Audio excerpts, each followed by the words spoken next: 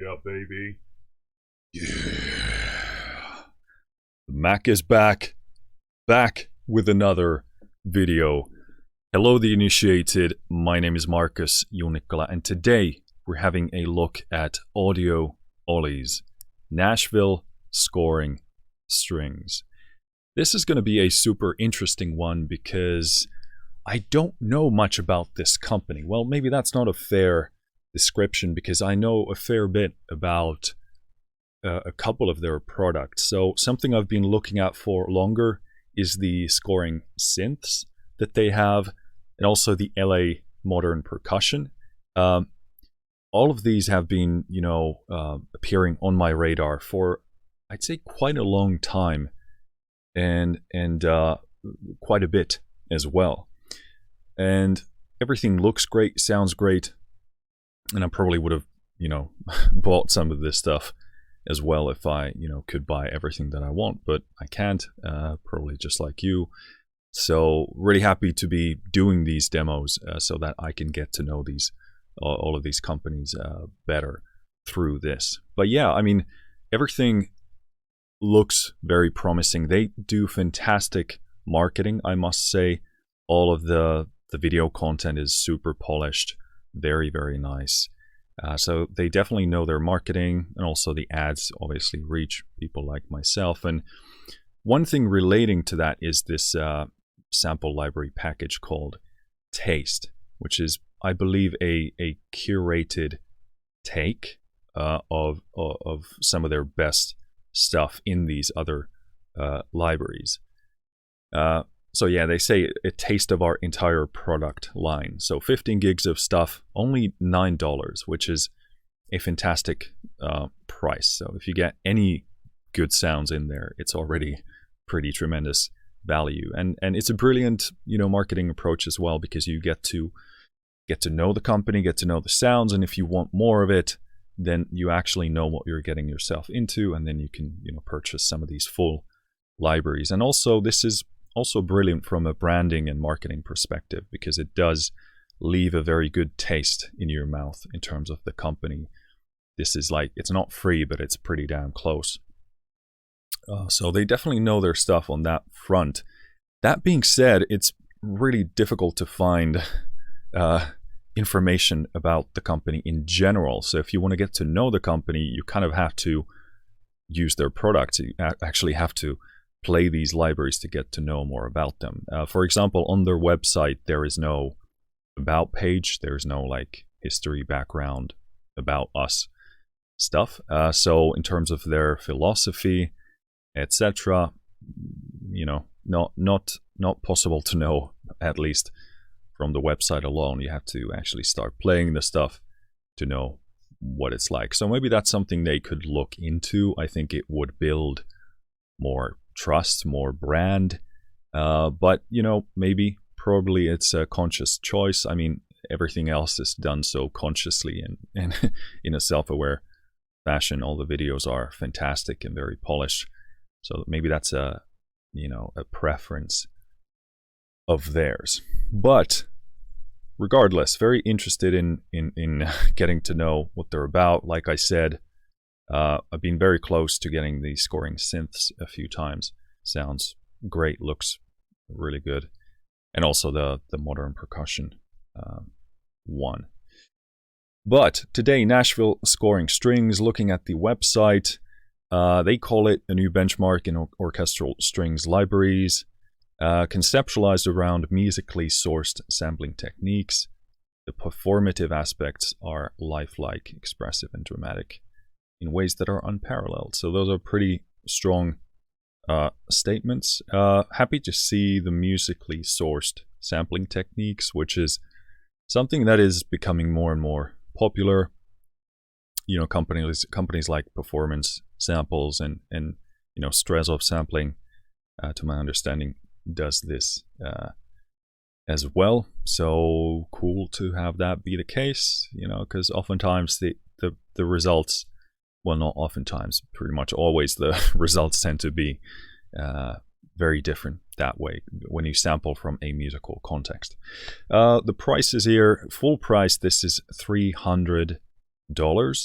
So, you know, it's, I'd say, pretty average in terms of, you know, what it's, the category it's, you know, in terms of a full orchestral string sample library. Now, as I'm doing this video, it's November, so Black Friday month or whatever this, whatever it is these days, is going on, and this is $99. So without even, you know, having played this at all yet, that is a good deal simply from a price perspective. Pretty intensive price cut there. So if this turns out to have anything that you find to be very usable, then that's worth looking into. And again, I haven't been asked to say any of this, just, you know, stating the facts here. Then they have a walkthrough video, which was really cool. I didn't want to watch too much of it, not to spoil much of this for myself, but I did hear some very promising things in there. Then you have a technical walkthrough as well, some audio examples. One of the key things about this library is that it's recorded at Oceanway Studio A.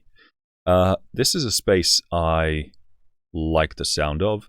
I haven't been there myself, obviously. I've heard, and you probably also have heard, recordings from there, but also some of the sort of purely reverb side of things. I really enjoy the sound and tone of the space, so that's cool.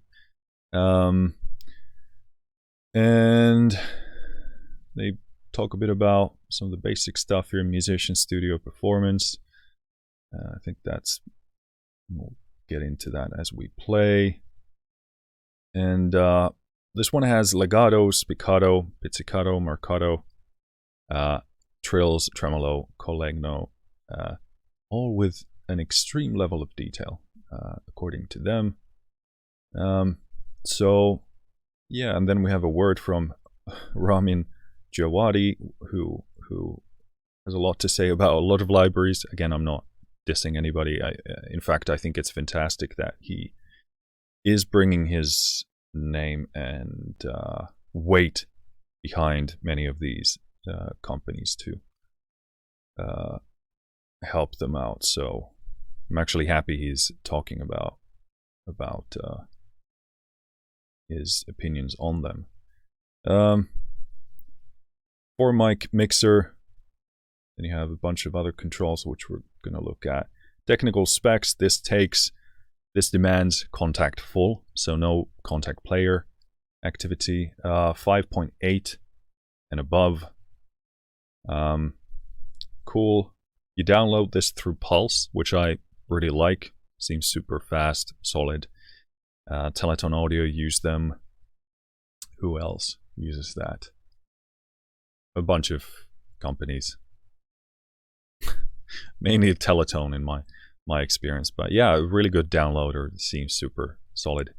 CPU, hard drive. So they say it requires 80 gigs to install, and I think that's double the actual size of it. Let me just go over here, because I think it was about half of that. So the folder itself is 43.81 gigs on my drive. But yeah, to install you usually need the double space. Will run on a relatively low amount of RAM, but they suggest a minimum of 6. Cool. So that's it. Let's get this laptop out of here. Let's get our hands on the library itself. So this is the interface. Let's briefly look at what's there. This is pretty small on my screen because I have a massive screen, and this doesn't have a super high resolution version, but it's not bad by any means.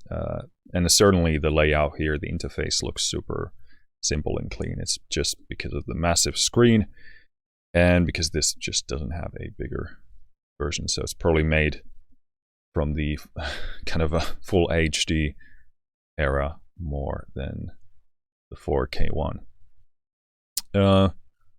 So right now I have the Violins Legato thing opened here, I thought it would be a fair place to start. Here you see the mic positions. Interestingly enough, it opens up with the Decca only, which is an interesting take. Usually companies open up with everything, but they do like a best mix that as they see it. And so yeah, interesting to be testing those out as well. Here you have, you know, muting and soloing on the mic positions, and I would presume these are panning, which I can't come up with any other explanation of what they could be. And yeah, just the volume in terms of the center here. I wish it did show where the center was, or you know, what the actual difference in level is in terms of numbers, but maybe that's a conscious artistic choice not to include it. Have to go by ear. And you have an advanced page, and this has CC, velocity, dynamic range. So compress, expand, that's pretty interesting. Register, high and low. Cool. So pretty simple. Briefly looking at, and this interface, you know, will and might change depending on the sound we're looking at, because they might have different components that you're dealing with. Looking at the folder structure here, we have instruments, then we have instruments symphonic, which is mighty interesting. I don't actually know what the difference there is, because they don't state that, but I would presume that has something to do with the size of the section, or at the very least, the kind of created sound of it, rather. I couldn't find that information anywhere. Maybe it's in some kind of a manual, which I couldn't find either, or didn't see. But yeah, I think that's pretty much the overview of that. So in this instrument folder, you have the instruments by section. So you got violins, violas, cellos, basses, and a full ensemble patch as well. And then some additional patches, which apparently are cellos alternative and, well, just cellos alternative. So yeah, give a bit of more stuff in there. Otherwise, you have, yeah, instruments normal, which are non-symphonic. Then you have the symphonic version. Then you have multis, which are cellos, slurry, low octave legato, violas, violins, low octave stuff. And then you have the samples folders. Then you do also have this folder here, which is Nashville chamber strings NKR. I don't, you know, this is not meant to be accessed by you, because it doesn't show up anything here. So, but I wonder why it's named the way it is. It's just a bit confusing if you don't know what you're looking at, but cool. So yeah, like we said, we're going to start with the violins. This is the legato, which is stated to be not the alt Sordino. This is the normal one. In terms of what you'll be hearing today, it's Nashville scoring strings on its own, nothing added, no reverb, nothing like that. We only have a limiter on the master bus to make the level decent for this video, for your listening enjoyment. That being said, I will be adjusting the level as we move along. So if you see me play with the mouse and you don't see anything on the interface of the instrument, that's me adjusting the limiter. If you hear clipping, it's probably the limiter. If it isn't, I'll let you know, and I'll probably let you know either way. So that's that. The limiter is set to be as transparent as possible, so there should be minimal effect on the sound otherwise, just to get the gain decent for this video. But let's start playing and let's try and find a decent level and have a listen.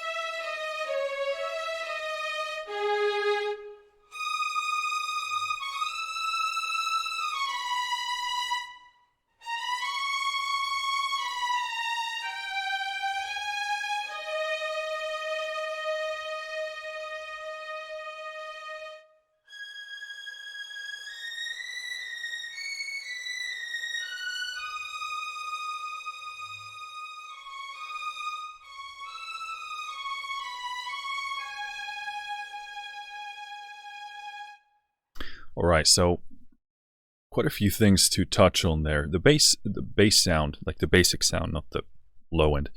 The bass sound of it is very, very pleasant. Like the actual source playing the space sounds very good. And also we should remember that we're listening to the Decca mics here. Let's actually put on the wide and the close. And, well, let's play a bit of all of them first to get kind of a bearing here. So this is the close mic.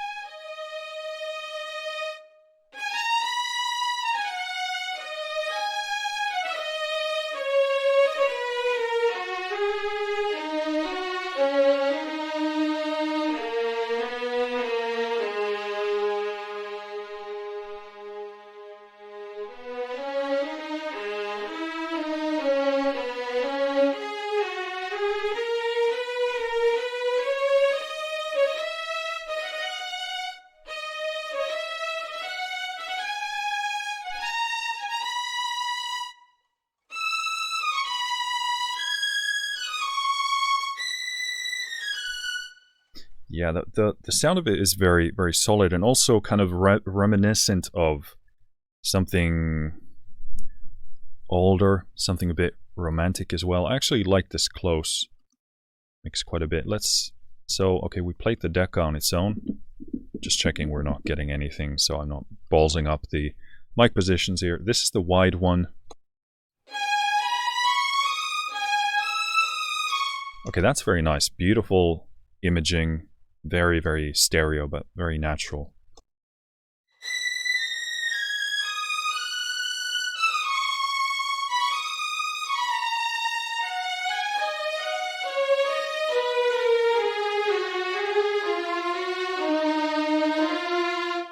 Yeah, the sound of it kind of reminds me a bit of Vista by Performance Samples. Different thing, definitely. I'm not trying to put them in the same basket, but the kind of it has this romantic sound to it.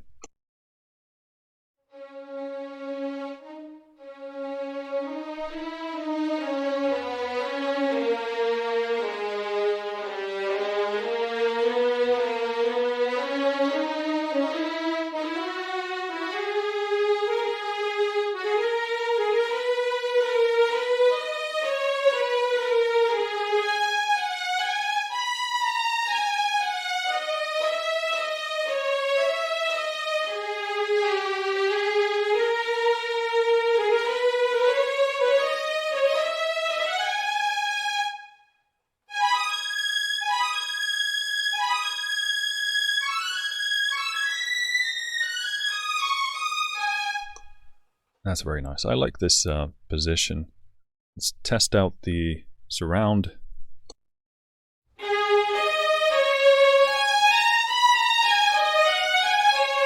I wonder whether this has...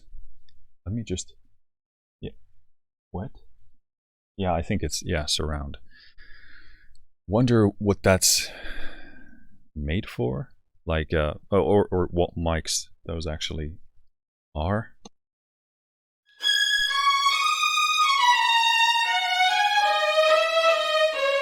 That's a lot louder compared to the wide.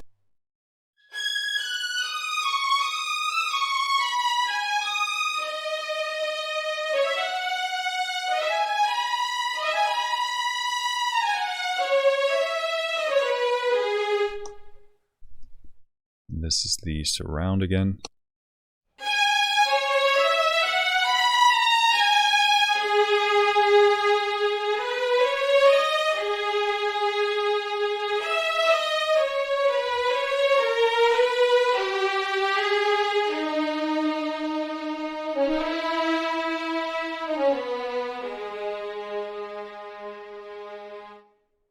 That's nice. It's not as like a sharper focused natural sounding stereo image as the wide one is.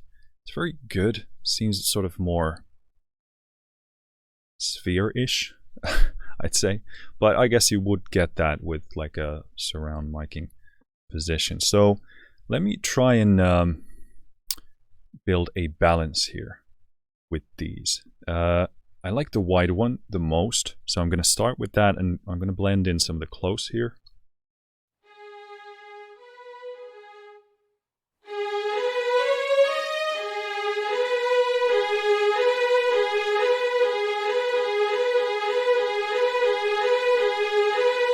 It's again not a huge difference here, which was what I was intuiting even between the Decca and the close.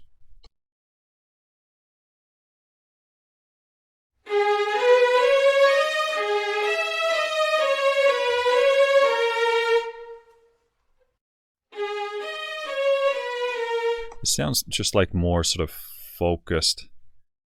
Obviously mono if it's a close mic there. I don't feel like I'm getting a huge amount of benefit to my kind of taste there.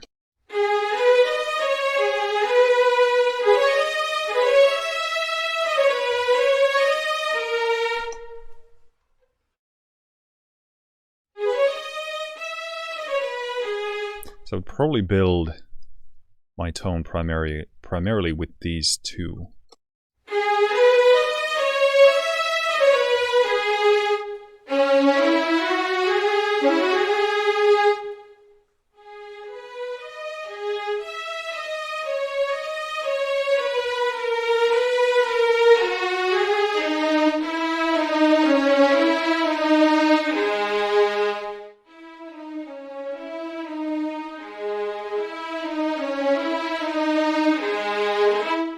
Yeah, probably go with something like that.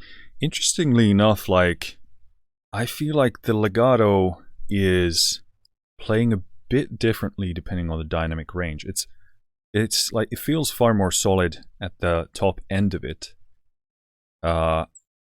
So, and as I started, I was like, oh, you hear the transitions aren't quite as sort of glued together, like the part between how the sample how the note transitions are happening.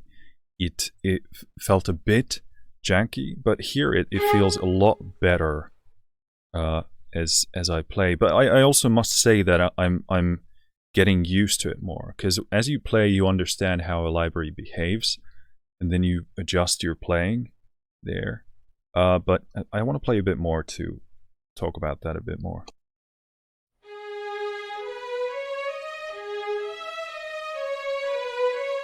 Like there you feel that transition part isn't as smooth. It's sort of more separated.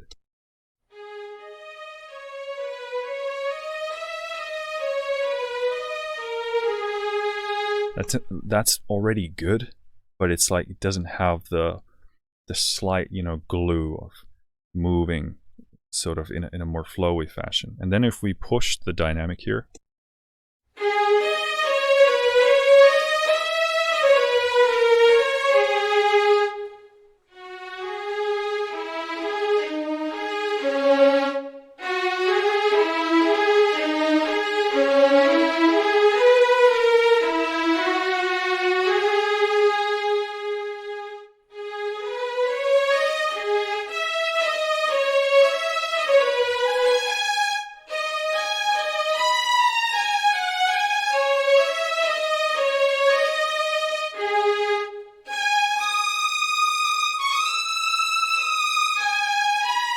So a few things. This definitely, based on this, feels like a library where you need to work the mod wheel a lot more. A lot of libraries have quality sort of embedded in how it's programmed and scripted and put together and sampled in such a way that you don't have to do so much work on the mod wheel. But here it seems like a lot of the realism is dependent on you working the mod wheel range here. And also I'd say it's pretty, like, you have to be pretty heavy-handed with it. It's not a super nuanced thing here. Like, you really got to work it. Yeah. So that's something I'm definitely picking up here. Like, you need to, you know, move a lot more with it to add that realism. Like, there aren't really, in terms of the qualities in the samples on its own and whatever else is happening under the hood, it kind of feels like it needs you to like push and pull a lot. And this seems to work a bit better for faster stuff. Like, originally as I played, I was a bit worried about the fast stuff, but now that I test it, it actually seems like my opinion is kind of flipping on that.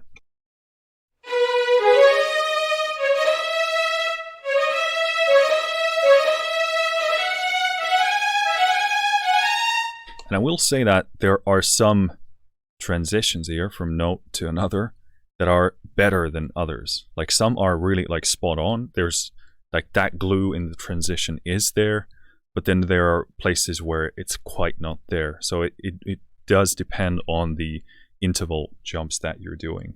But like, that fast stuff here sounded really good to me.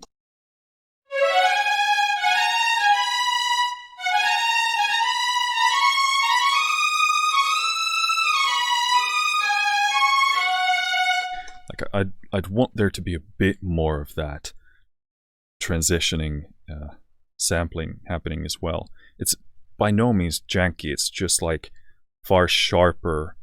I'd want just a tiny bit of a bit more of that transitioning sampling there as well.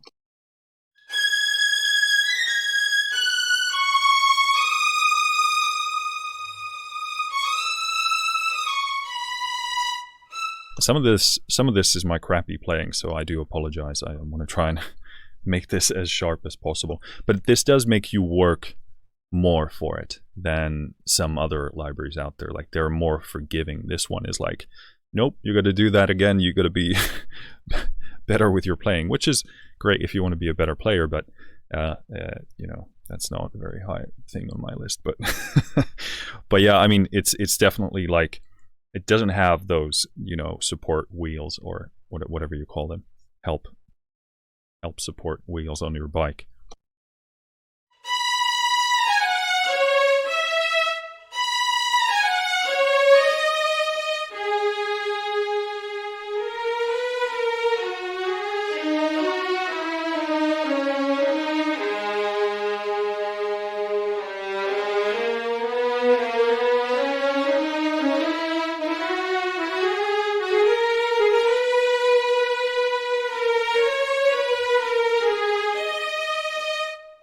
Like there, for example, the jump sort of, I think, needs a bit more of that transitioning sampling in there. It's a bit like steppy.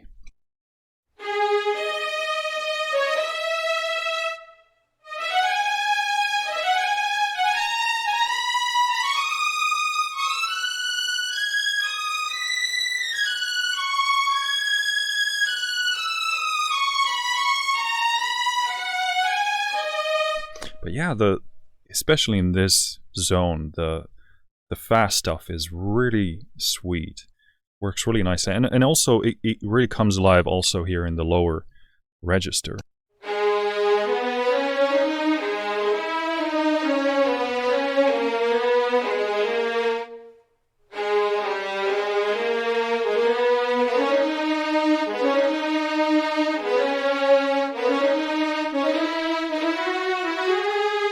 It's a very sweet kind of dark honey type of a tone. I really, the tone of it is really good.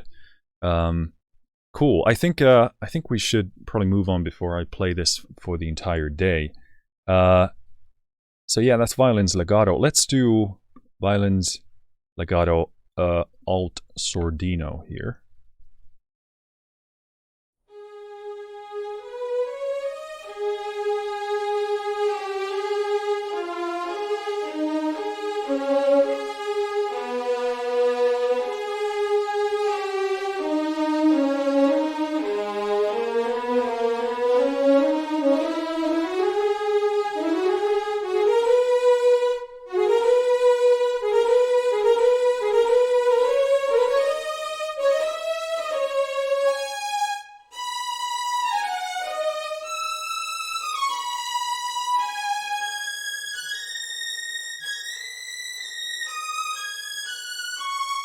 That top end plays very nicely. So yeah, like a darker, mustier version of that. Pretty much plays in a similar fashion there. But yeah, I mean, you really gotta pay a lot of attention to your mod wheel programming here to really, help it out to create that last bit of realism there. But overall, like some of the transitions, like it isn't super consistent. Like some of them are spot on and some of them are kind of like a bit steppier than what I'd like to hear. But then some of the fast stuff again is spot on, but for a lot of the lower or sort of slower legato transitions, I would like to hear more of that transition sampling, and overall I'd want to see more attention to that. But very beautiful bass sound for that. Let's do the spiccatos. I think that is a good place to go next. One of my favorites to check out for sure. So let's see, Violins Spiccato. So yeah, these are dynamics based, which I prefer.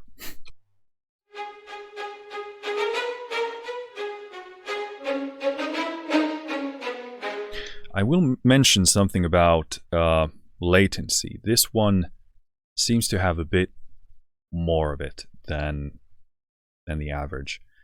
Kind of reminds me a bit of the performance samples stuff, because they also have quite a bit of latency when you're playing. It probably has to do with the sampling method of it, and also so that you get the actual start of the note sampled without messing too much with it, and also how it's scripting and predicting what or responding to what you're doing. But I have a buffer size of, I think, 256, which should be still pretty playable on average. I tried 128, but it didn't really improve the situation much. It was better, but still, like, I can hear that it's the library that's adding that bit there, so it didn't make much sense. And 256 is better for actually making making these demos, and also being easier on your system. But there is a bit of that, and also this will be my excuse for my crappy spiccato playing.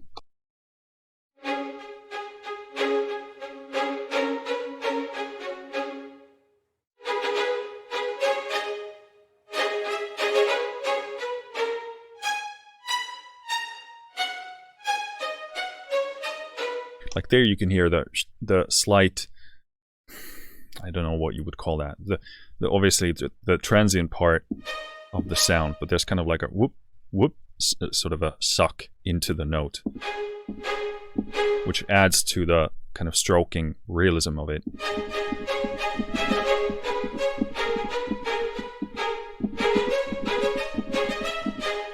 But just so you know that it does affect playability. To be clear, I'm more about a good sound. If it's not as great to play, well, too bad for me. But I primarily care more about the end result, making the sound right, and then I will, suffer as a consequence of that if need be. Not to say this is suffering, this is playable, but there's still, latency in there. So I would play it, then I would probably, in the MIDI editor, fix up whatever I ballsed up as a result of the latency and not my playing. But yeah, just to be clear on that, I do prefer sound over pretty much every other aspect.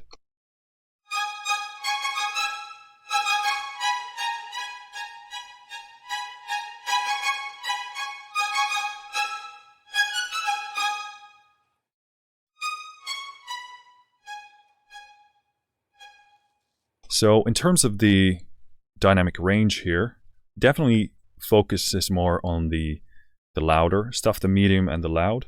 I'm just going to play as quietly as I can here, and this is a Doepfer PK88, so I can indeed play very quiet here. So that's the quietest one. So that's not super dynamic in terms of like, okay, I'm not a violinist, so you can hate me on my ignorance, but not the quietest that I've heard. So it's definitely quiet, but it's like the quiet end of, or should I say the louder end of quiet, maybe.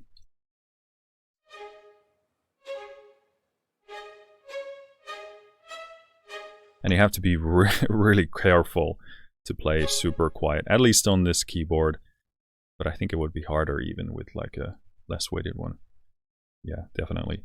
So yeah, if you want to pull that quietest dynamic, you probably have to dive in the editor afterwards and adjust it.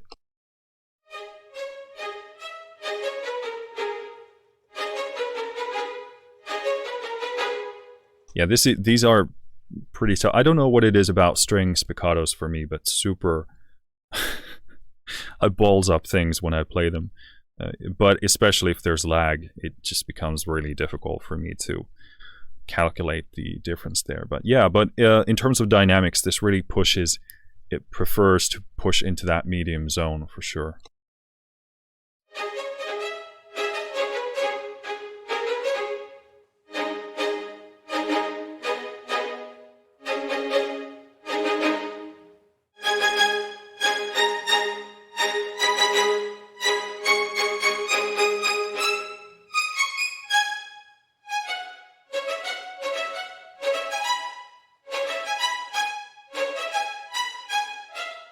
Yeah, the lag is pretty significant, kind of like performance sample level. So I'm gonna try and play something a bit better here.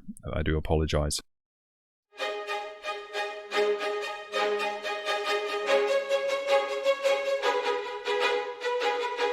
Yeah, that's super tough for me because the samples come with a lag, and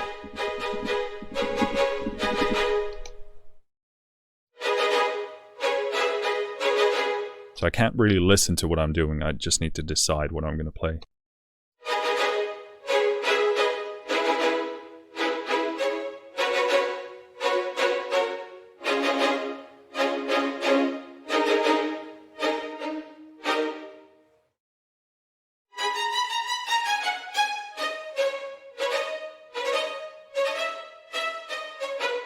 In terms of, again, the bass sound of it, super solid. Very has that kind of grainier warmth and richness. I really like this, and this strikes really nicely. So this is going to be, if not just on its own, going to be super impactful and kind of chugging sounding. But you can also, if you want to supplement your spiccato strings with something that drives and chugs really nicely, this seems to me like it does that really, really well. And again, we're listening to the Decca here. Let's put the wide mics on as well.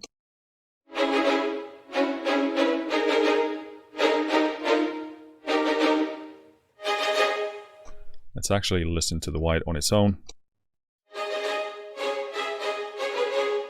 Okay, so the stereo image there to me seems weaker than in the legatos. Yeah, this is a lot better to my taste. And these ones are the close mics.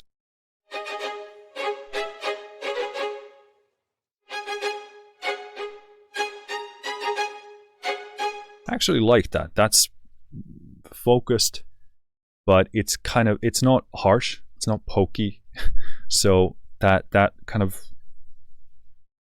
focuses things pretty nicely. Together with the Decca,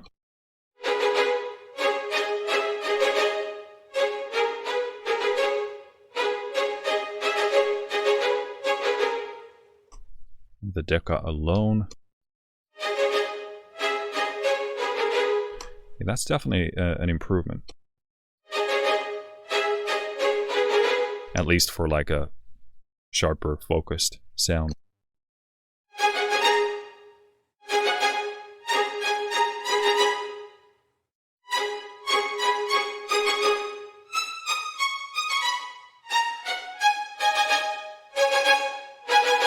Yeah, these are really good. Not just like as a supplement to blend with other strings, but this is super solid spiccato sound.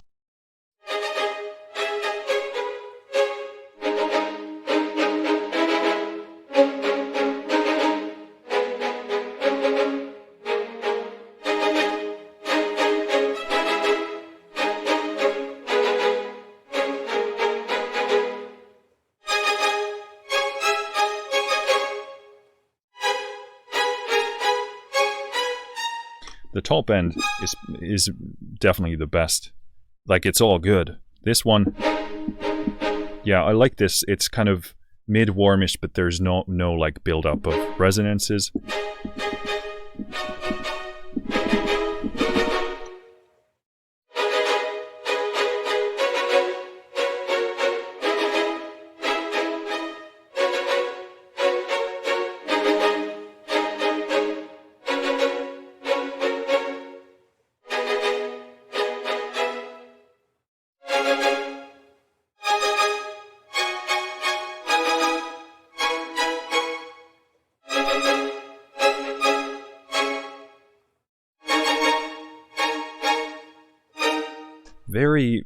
Very beautiful tone here, and also the movement of it. There is obviously a trade-off here with the playability and the lag here, but this ends up having a very nice, you know, push and pull in terms of how it chugs.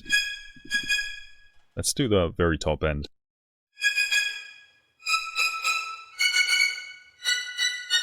That's again a very nice tone. Hazy, hopeful sounding, dare I say. Very evocative.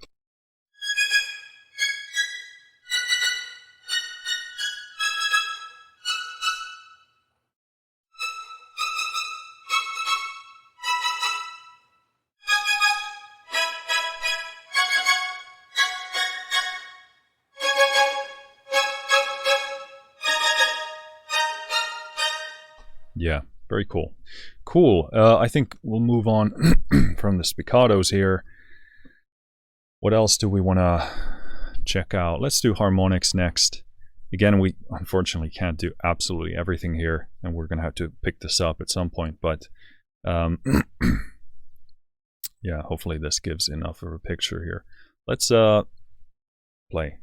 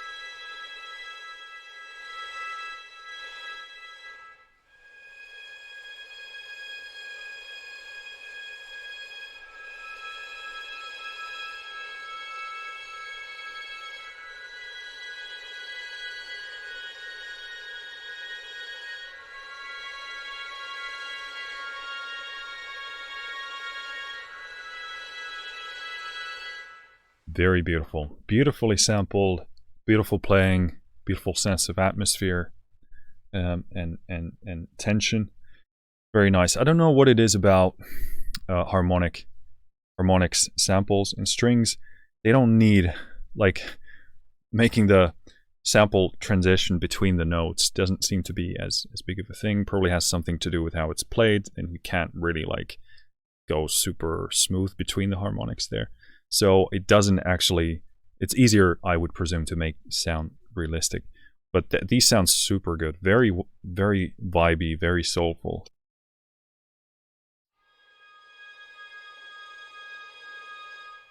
I will say the dynamic range isn't a lot, so again, you can be very heavy-handed with this to actually create that difference, that separation. But it does sound very good, and probably again, harmonics are, there's not a whole lot of range in terms of how loud you can play versus how quiet you can play, so probably that's a part of it. But it does sound really good. Like the range is very good sounding. You just have to go a bit harder on it. Oh yeah, I was testing the mic positions here. So this is the wide.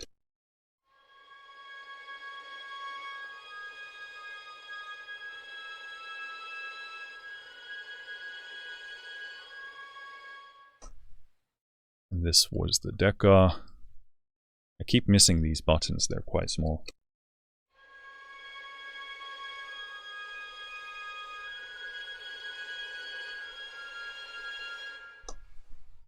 And this is the close.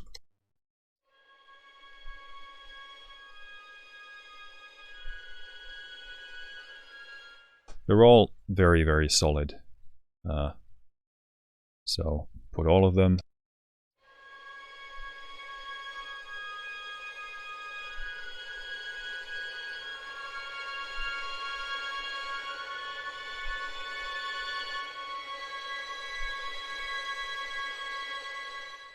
Yeah, very cool. Those are excellent.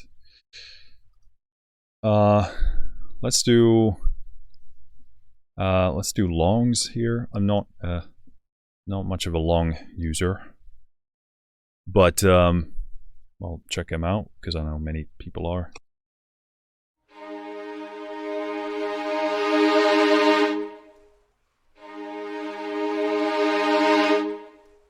It's a pretty natural sound, because oftentimes, in my estimation, longs become very kind of synthetic sounding easily, and the release is very good here as well.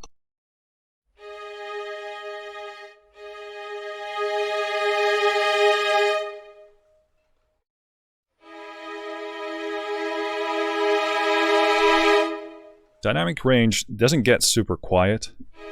I mean, this is the quietest, so I think they could have gone down more.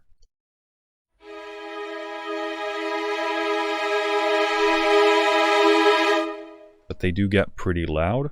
So to me, this seems to emphasize more of a louder sound overall, apart from the harmonics, which were very nice and quiet.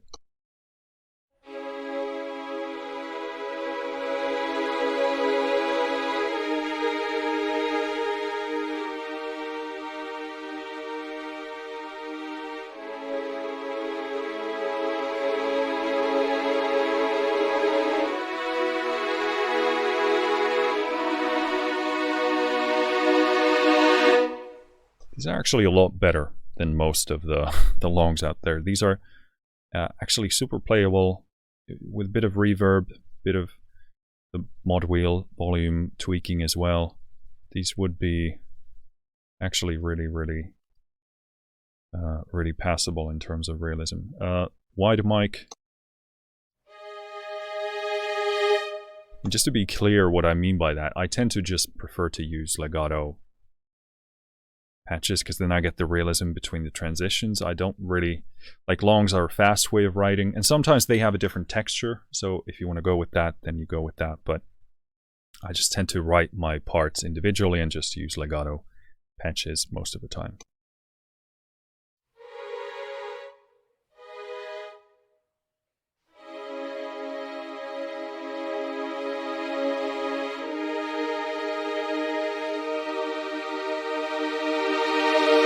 And also, a part of the realism comes from individually controlling the dynamics and the level on each of those parts, because now they obviously share the overall control, which is a huge factor in the sound of realism there. But I actually like these a lot. Longs considered, even when I'm not a big user on that. But yeah.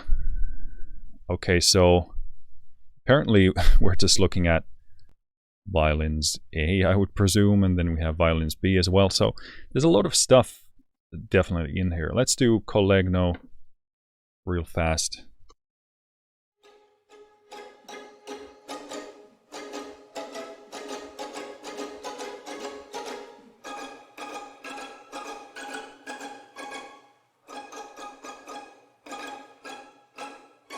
So the speed of the sampling is different. That's well done. You can do faster and slower and it will sound good. Good texture.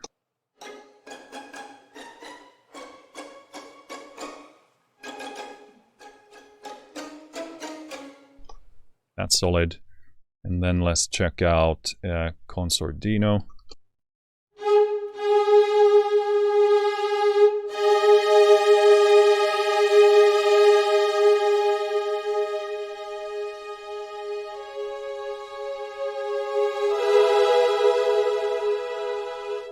Again, nice bass sound, and dynamic range there is a lot better and more versatile. All right, let's touch on Pizzicato here, just to get an idea.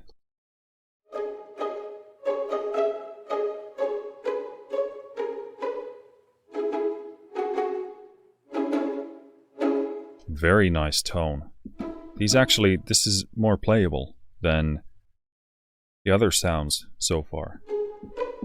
That's a very decent, this is very much more playable to me.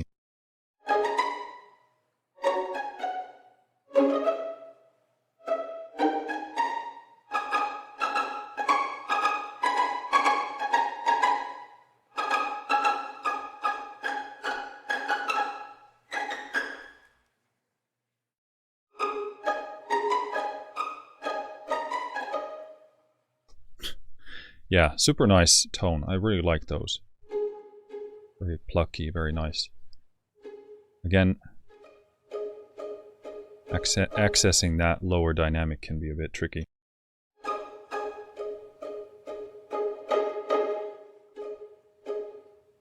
They don't go super quiet, but yeah. Cool. Let's just do Tremolo.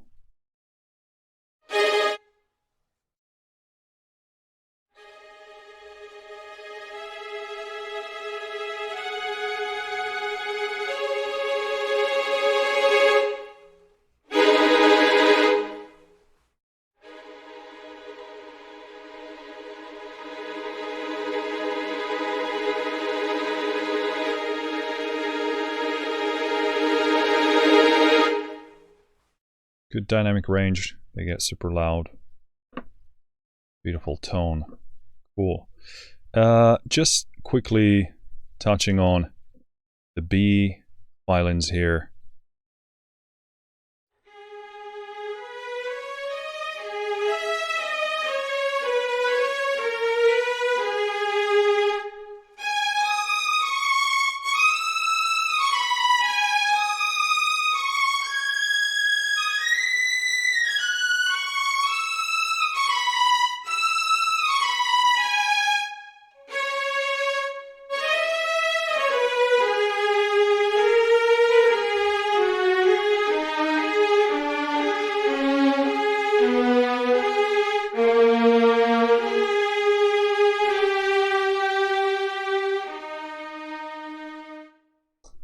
Beautiful sounding. Again, pretty much the same observations as in the A's. Let me open up the presumably A violins.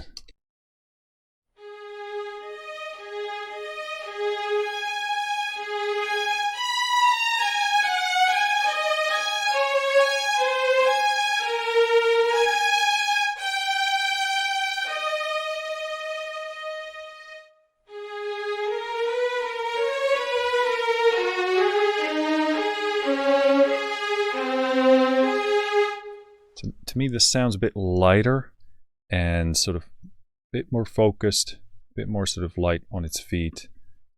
Let me play the B once more.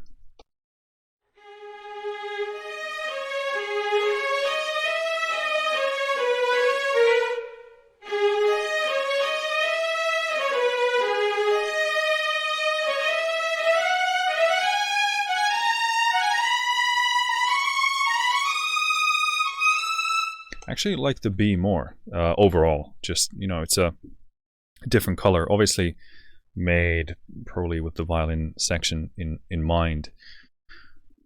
So you have you know, different parts of it. But yeah, a bit darker, you know, fuller, silkier to my taste. So I actually prefer this. Let's briefly check out the spiccatos from the B.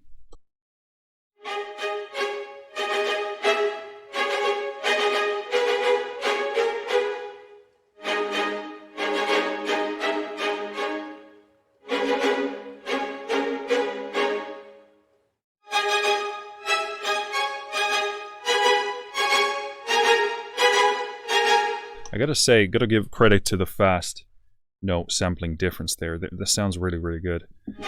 Yeah, this, again, it plays a bit laggy, but part of the sampling scripting process, I guess, here.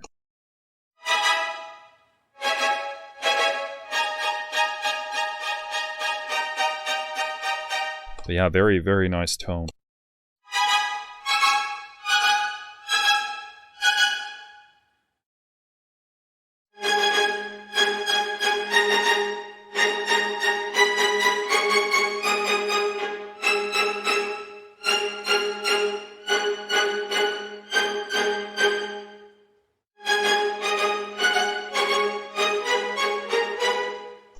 Yeah, super nice. I do want to quickly compare it again to the A spiccatos. Oftentimes, well, I'll talk about that afterwards.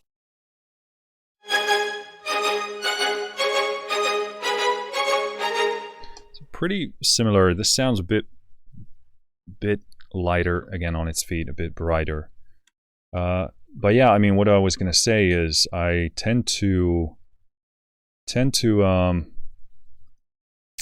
prefer or sort of use these sounds based on how they actually sound instead of what they are stated to be. So if I like a better tone, then I'll use that.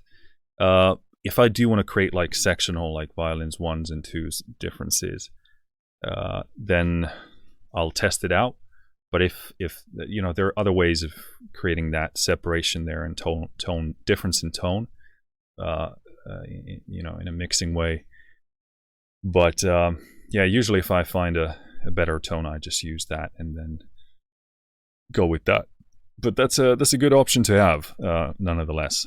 Going into violas, let's do Viola Legato, and these are, let's see actually what's in the folder. Yeah, they have A's and B's. I guess these are A's, although they're not stated to be that, but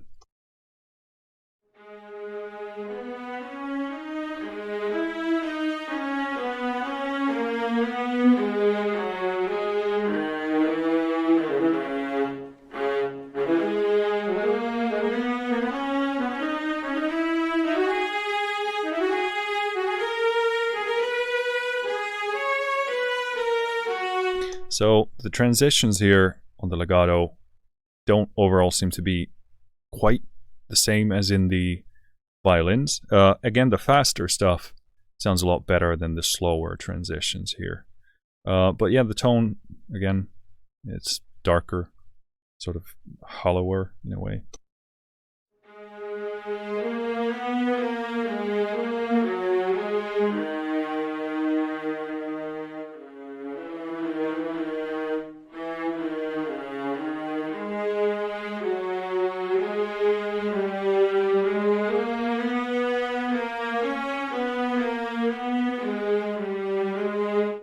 I find that the tone works, sounds more realistic here in the kind of the mid zone.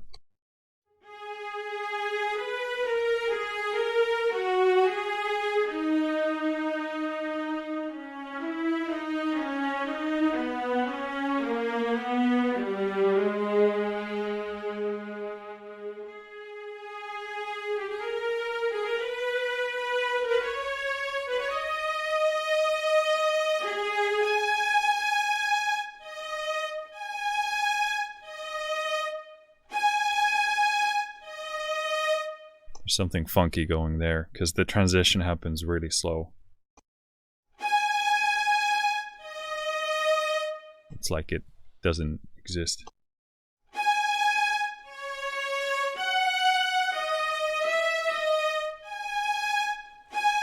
It's this note. Every time you transition into or out of it, there's a... That's the highest note, so it probably has something to do with that. Let me test the wide mic here.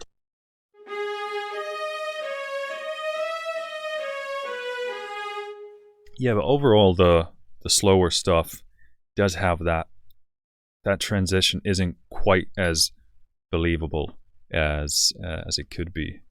Let's do close.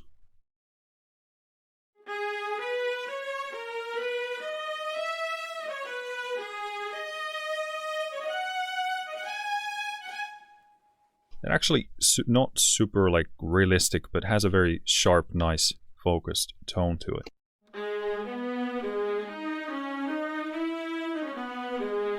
Like from a mixing standpoint. Ooh, what did I do? Let's get this out of here.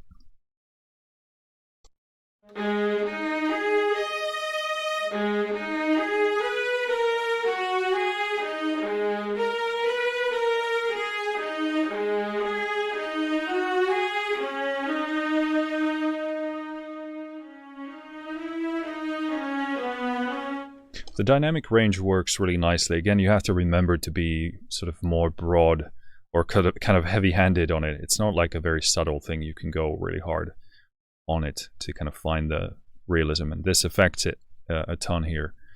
It's pulling that from the mod wheel dynamics rather than what's in the sampling and otherwise in here. And again, that's like...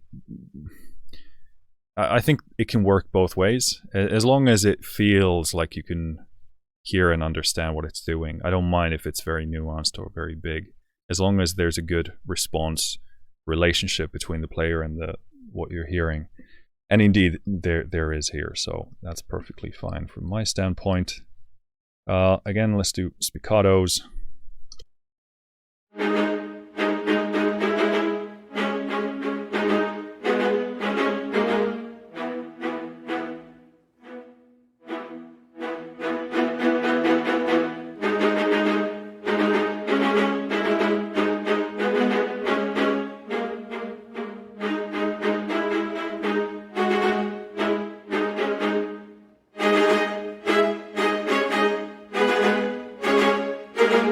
Dynamic range here doesn't seem to be as wide, and also getting to those quieter parts is difficult through playing, at least for someone like me with potatoes for fingers. But yeah, I would have to jump into the MIDI editor to kind of even those out, and they do affect realism quite a bit. So here, I don't find it to be like perfectly balanced in terms of what I can pull out of the performance. In terms of realism straight up, even though, again, I'm not a professional player, I'm not even a good player, so take it for what it's worth. But yeah, I mean, the bass tone, again, the sound of it is really, really nice. This has a kind of a nice, easy softness and fluffy texture to it.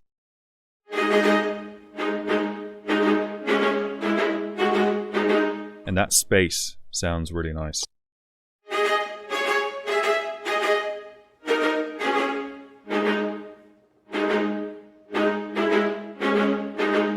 But I think the dynamic range being so, it gets really heavy-handed very easily. That kind of takes out of the realism. So you really need to, I would need to jump in there to kind of smooth that out and bring that that realism in there. Let's do longs quickly. By the way, these are pretty small patches, so this isn't like a super heavy library in that way.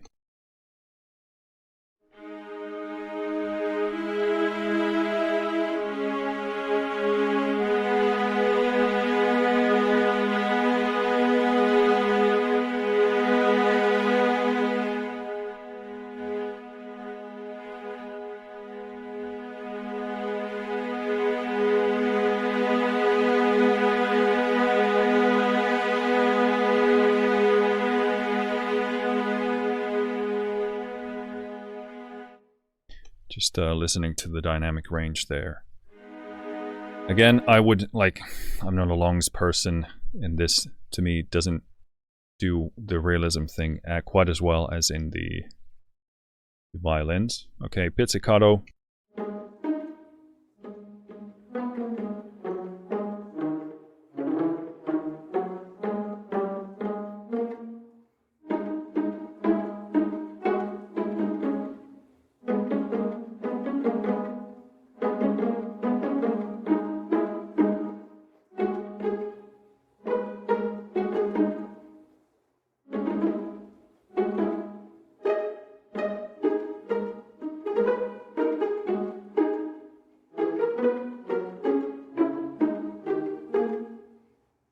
Again, very nice tone. Some violas very often kind of get kind of mid-scoopy a bit, and there's a bit of that there. That's probably an innate viola thing, but also I do prefer when it's sort of countered a bit, so it's not quite as sort of doesn't like sound like the mids are sucked out as quite as much. But these ones are the harmonics.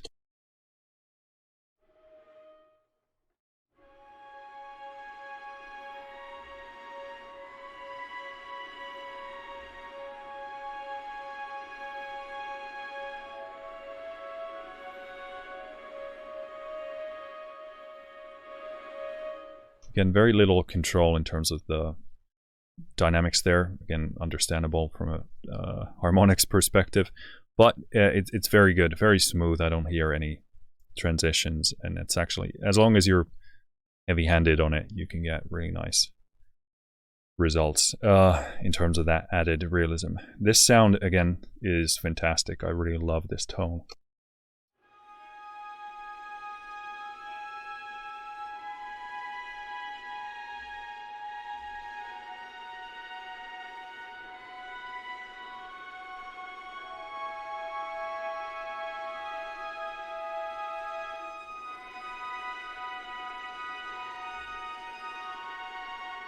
I love the so-called imperfections here, those tiny fluctuations in pitch, etc. That's super, super pleasant to me. I love that. I mean, these harmonics are absolutely fantastic.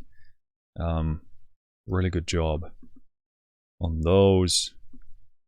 Let's just, I'm going to try the Bs here.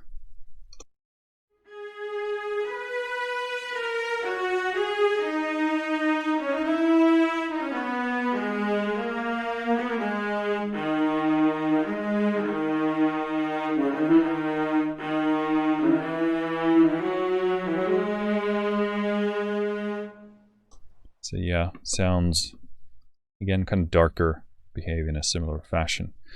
Let's move on to the cello so we can actually move through all of this stuff. Files could not be found. Well, that kind of sucks.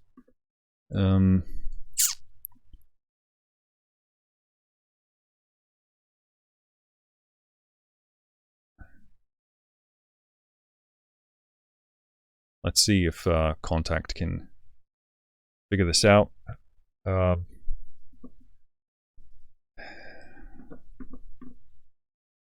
There wasn't anything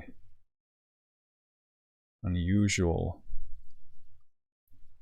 about. Okay, so. Ooh, okay, that's probably a first.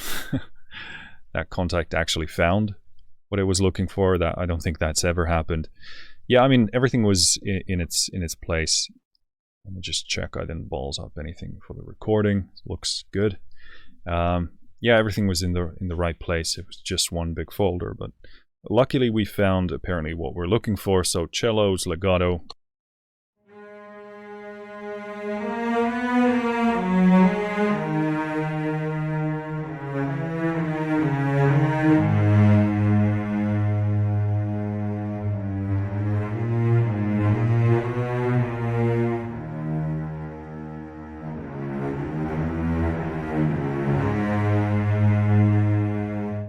This is definitely the strongest legato I've heard here so far. The transitions sound less steppy. This is very nice. This also has a very unique kind of soft, puffy tone to it as well. Because a lot of the time the cellos that are sampled, they do get sort of very aggressive and edgy there. So this gives a very, very nice tone. Let me play more. This is super cool.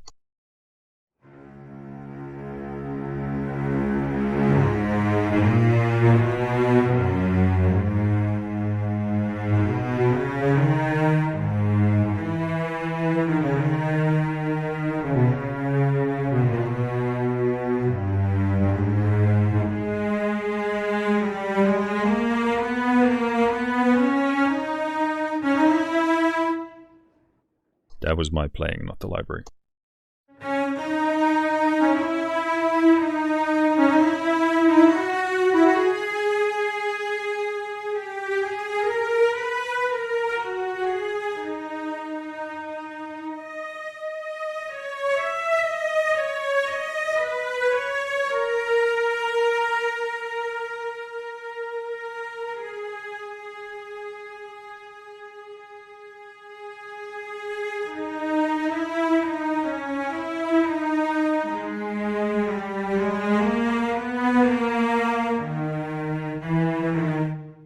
Again, my playing.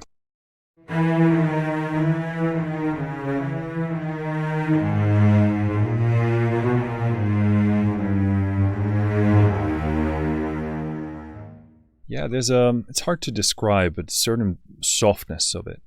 That's also in the soul of it. It's not only just the sound, but yeah, this one has like a bit of that, not as strong, but a bit of that romantic quality to its sound.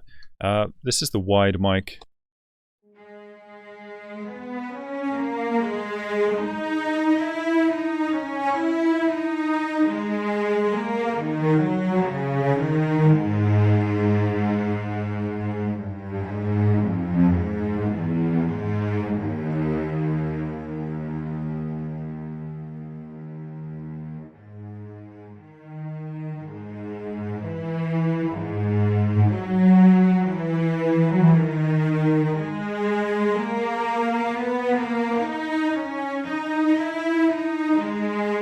It's very nice. It's very focused to its place in the soundstage, which can be fantastic. The Decca is sort of far more general.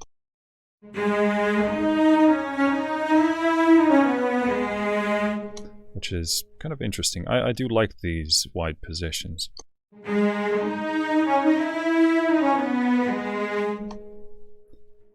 Ooh, interesting. Bit of resonance there in the sample recording there. Close mic.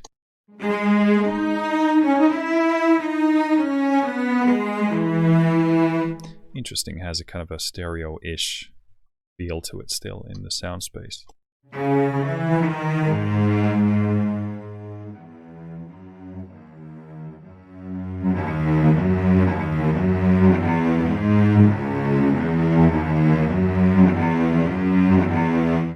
Yeah, some of the steps are there, not as smooth as the others.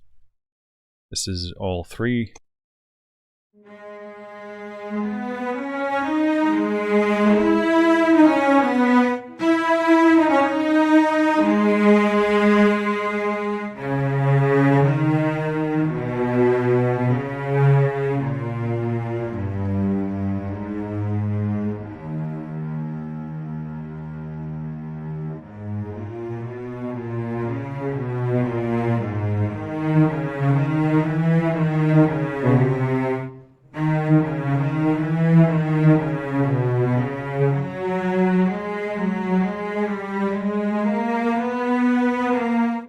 With more of the mics, the steps definitely sound not as smooth, so something to keep in mind.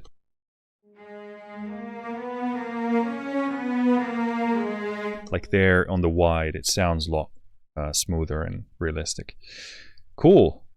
Those are really, really cool. Like I said, best legato so far. Here, let's do cello harmonic.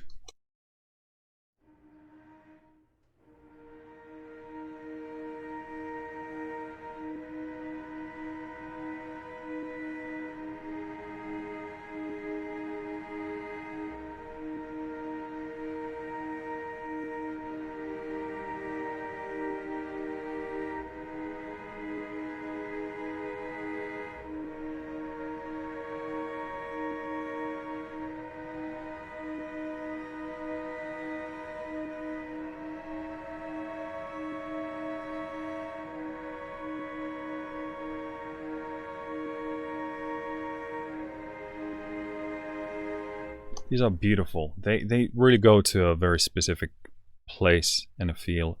I really like the harmonics here. Super vibey, super strong. Really have that sensitivity and emotion there. Let's do the longs real quick.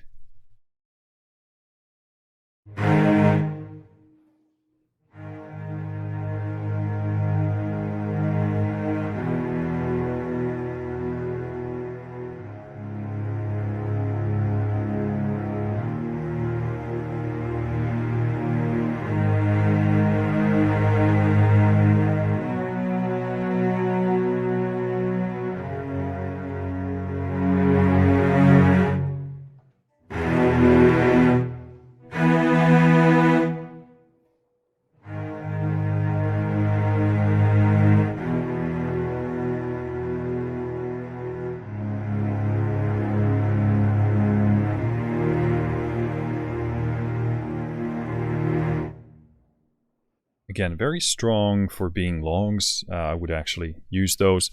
The releases are especially well done. They sound very natural, not like abrupt and synthesized and unrealistic. So that's really cool. Again, like the texture, that's a ton of dynamic range there. I actually prefer the lower one for the, well, it depends entirely what you're writing. So spiccato, again, cellos also have the B part. I don't know, it's probably referring to, like, I didn't see any documentation that describes what it is, but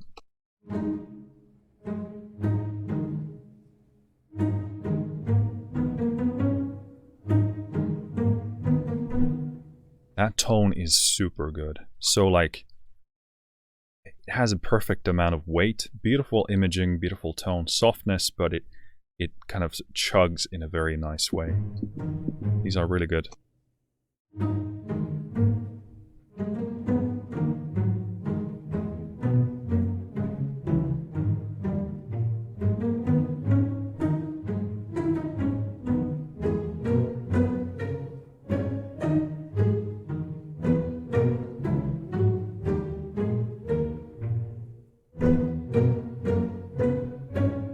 Very nice, soft but super impactful.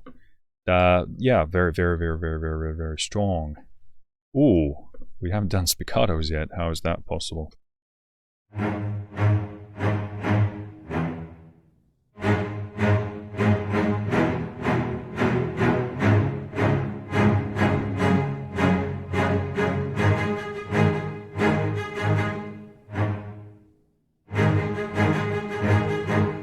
Yeah, the lag makes it impossible for my brain to calculate that. I mean, I could... No, I was thinking about muting the sound and focusing on what my hands are doing, but because I'm such a responsive player to what I'm hearing, but...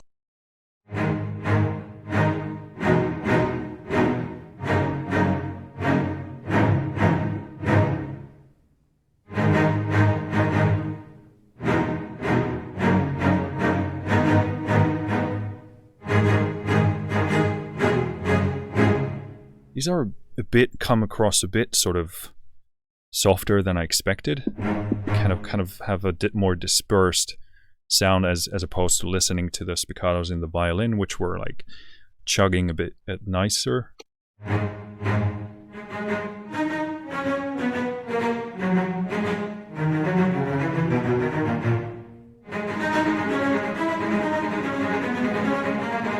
Again, repetition speed, sampling, and how it plays, really good.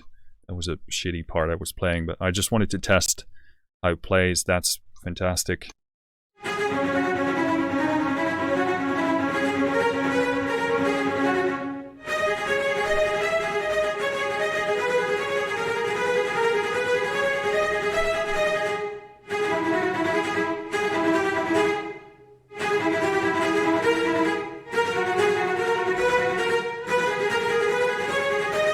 This is where I can bring my drummer skills into action.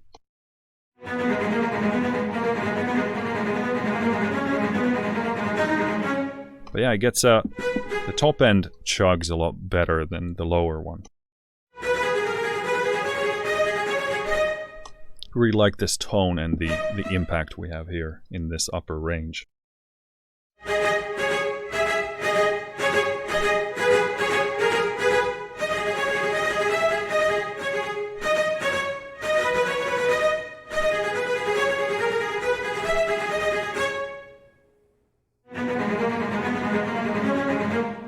Yeah, this gets a bit sort of murkier.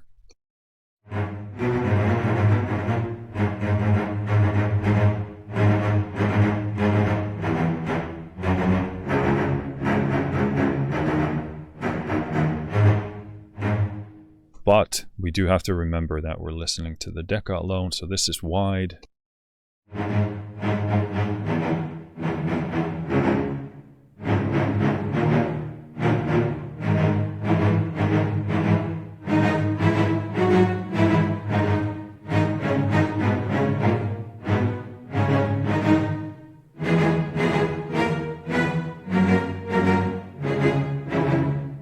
Kind of the same thing, not super sharp and focused. Let's do the close mic. Okay, there it is. That's very focused.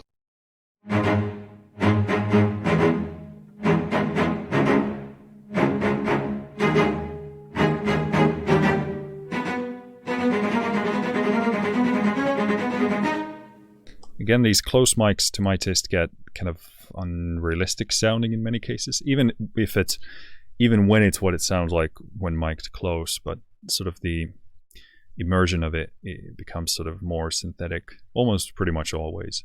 But let's mix in close and Decca.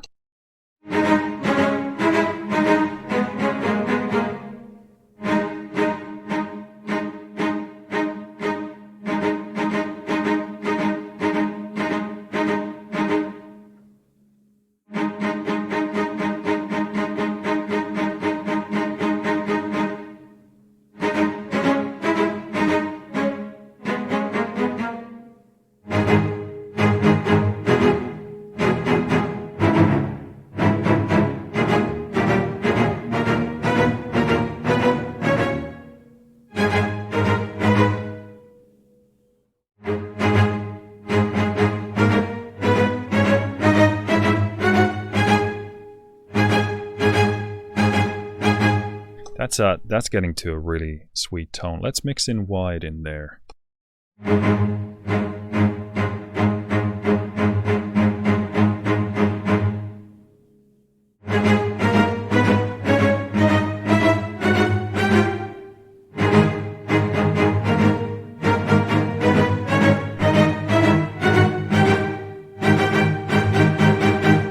Like that tone, super meaty, solid, focused. So yeah, becomes a miking balance thing here. And again, this kind of brings some of that soft, warm tone in there. So that's cool. Let's test the B spiccatos here, just as a comparison. So this is Decca.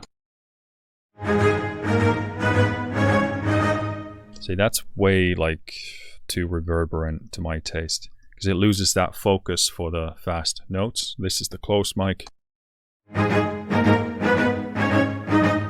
So again, this is definitely darker.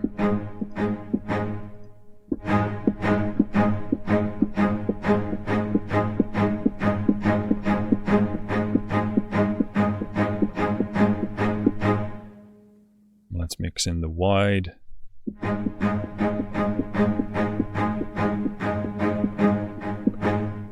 Actually, I want to play the wide on its own. Beautiful imaging. That's very clearly there. Nice sound, space sounding fantastic. So if you can mix that in nicely.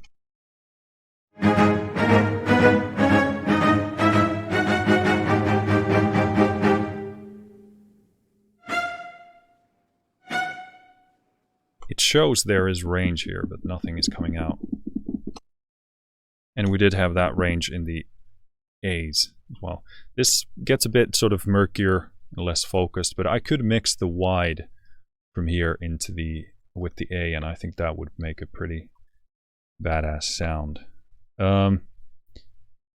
Yeah, so basically Bs seem to be like a darker, kind of murkier version. Not that like murky isn't always like a negative thing. So tremolos.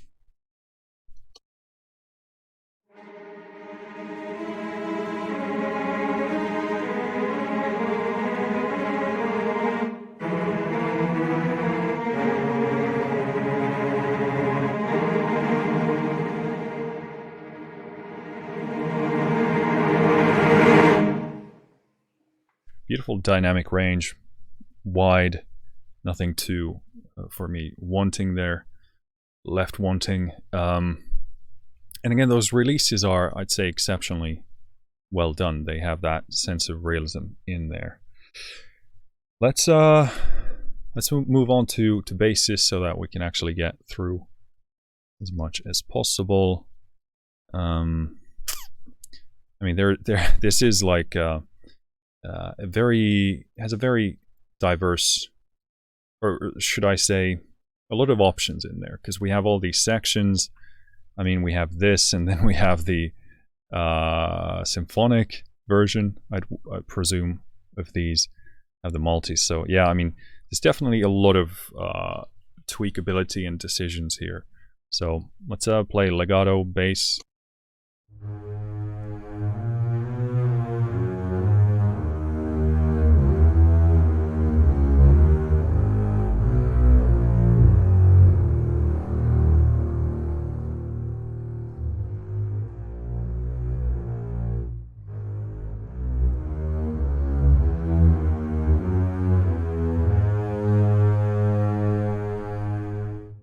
Again, legato plays better here. I don't know why.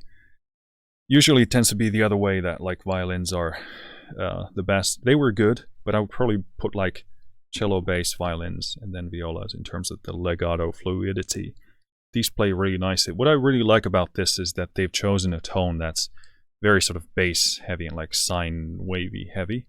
So I think this is actually good, because sometimes basses can have a bit too much of that top end, which can sound really like raspy and great, but often that can also get in the way of the mix, and then you end up cutting it. So I actually really like this tone, and it plays really nicely together with the tonal decisions they've made here.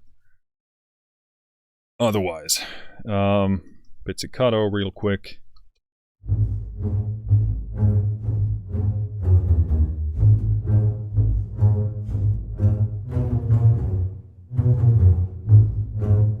Beautiful soundstage, beautiful imaging. Again, very puffy, very full, very warm. This is the wide mic. That has a bit more of that top end, plucky, transient detail.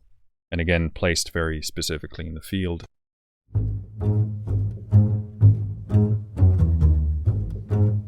So that's the close mic. This is the best close mic so far out of all of these. This is very, just sounds like we're right there. It isn't like, oftentimes close mic sounds very, they sound kind of boxy and murky and too close and kind of get synthetic, but this is really spot on. You get more of that top end clickiness. This is a really nice one.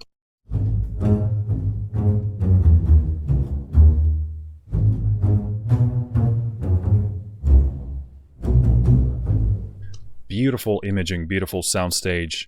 This is really well done. Obviously quite reverberant, so you would balance the mics in such a way that it doesn't get that way if you don't want it to, but super nice immersion impact. The weight of this bass is fantastic.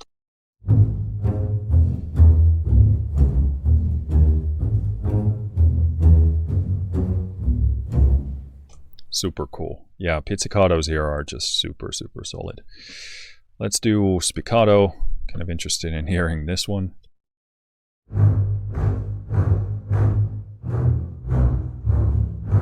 Okay, so the decca right off the bat, kind of the notes get a bit blurry for spiccato.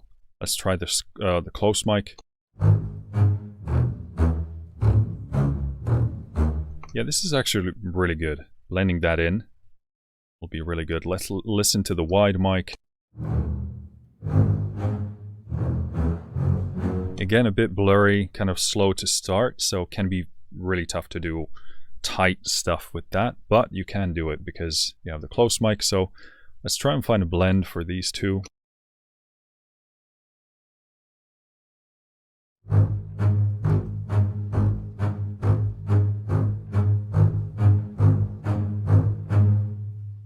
Cool, and then let's try and put the Decca in there as well.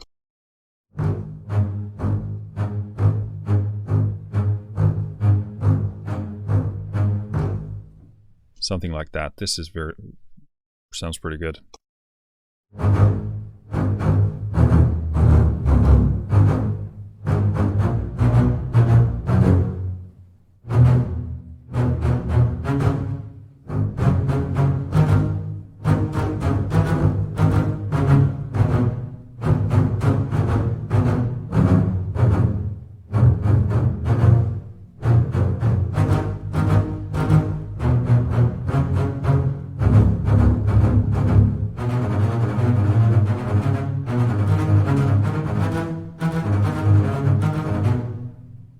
Play that, but again, this responds really well to the fast notes. This is a fantastic sound with this balance, with these mics.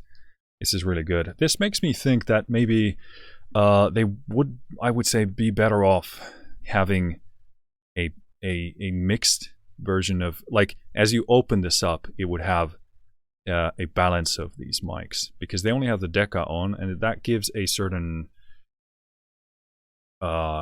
very specific and a narrow look at this, and I don't think it puts this in the best possible light. So I would personally recommend doing that. They probably might have like this approach from like a more, like, they expect people to open this up and do their own mix and balance, and they start with the Decca because that tends to be like a very common starting place, and then people supplement with close and other miking in there. So I get it. It's kind of a very, maybe if this is what they think, like a composer centric, or rather maybe like an engineer who does this kind of stuff, mixing engineer approach to it. But I think it would give a better impression and idea of the sound of this library if it had like a balance as a starting point, and then you could easily just as well go from there rather than just the Decca. So yeah, but yeah, in this library it makes a huge difference, so it's definitely worth thinking about. Cool. I think we need to move on here because we have, there's still so much stuff in here. Let's look at the full ensemble. I want to do the spiccato here, just as a reference. And you know, even this patch clocks in at 246 megabytes. So, but let's see. Again, this opens up with the Decca.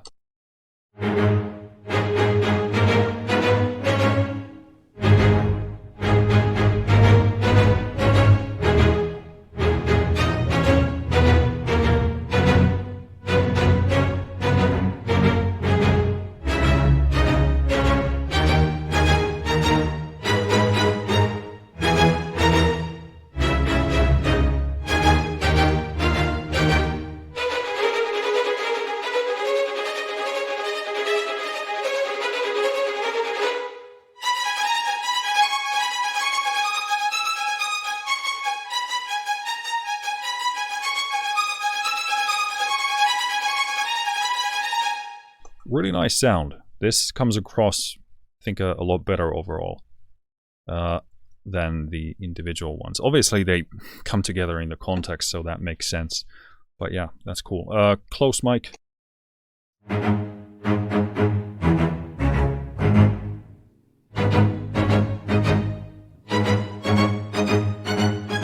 It's really warm and tight. I like that because then you can bring that in and blend. Let's do Decca and close.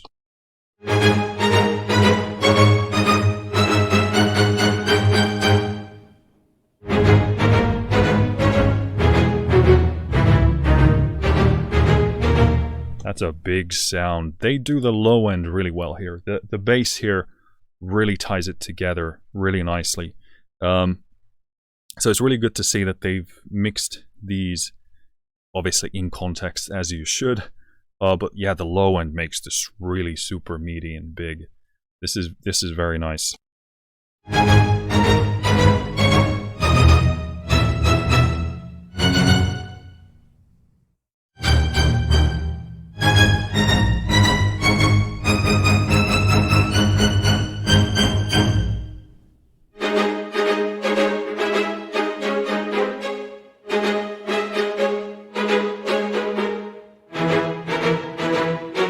Yeah, and here the mids make a lot more sense to me. They become this kind of puffier, hazier one, but that's actually really good because it's going to give a lot of space for a lot of other stuff that tends to, you know, be in the mids. So this is actually, I'd say, pretty refined and well thought out mix balance. So I'm really digging this.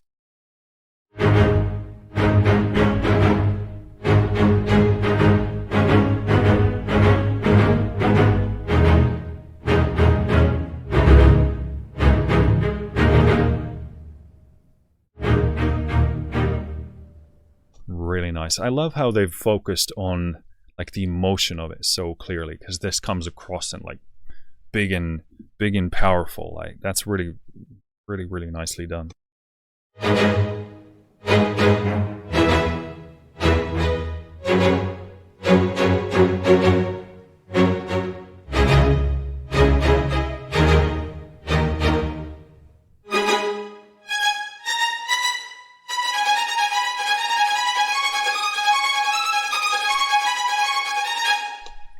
Very cool.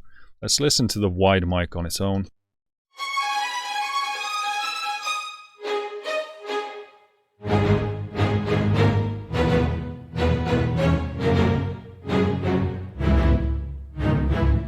So it's kind of adds more of the size and the immersion there.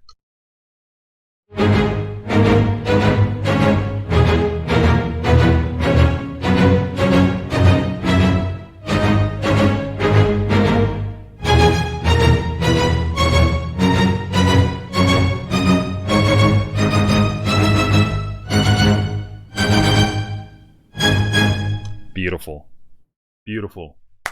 That's really well done. It's just so meaty, so hits hard, super impressive, like soundstage and very super cinematic sound. This is a hard hitter for sure. Yeah, I mean, excellent stuff. Let's put the spiccatos away. We don't have legatos for the full ensemble, perhaps understandably so. I don't know. Let's do the harmonics here because they were so good. This is probably a really good patch to have in here.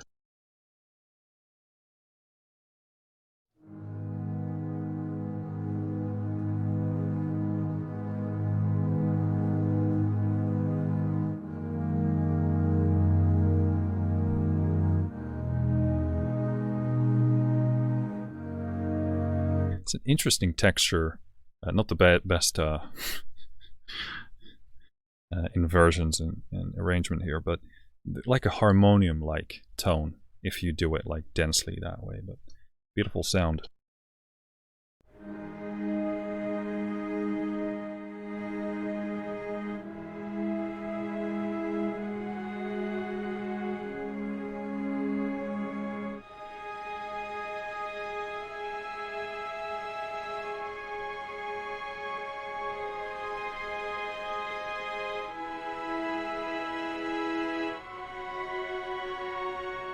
Again, here there's a balancing issue because if you want this to be louder than this, then you probably have to do them individually. But again, beautiful texture, beautiful tone. I would just do it individually, part by part. And also, I don't tend to use harmonics a lot in terms of like a full ensemble size thing.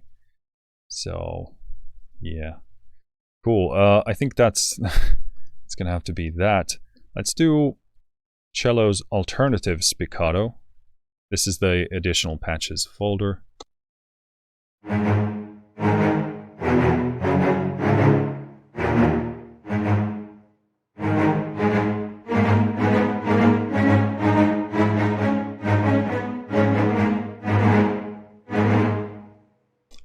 these seem to be more to my taste than the spiccatos in the cello main folder.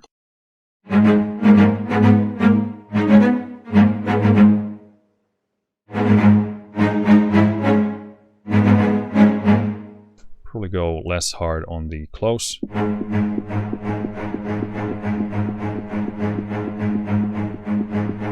Because it seems to just add kind of body and resonance there. Let's test the wide on its own. Again, beautiful space, beautiful sense of imaging there.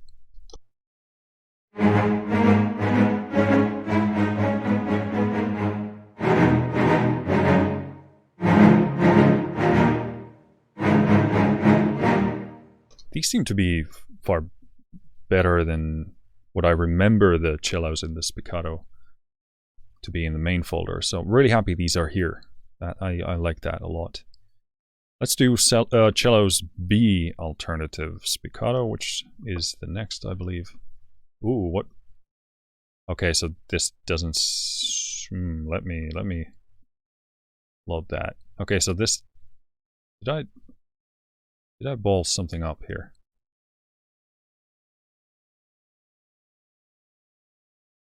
No, this one just doesn't have like controls. Kind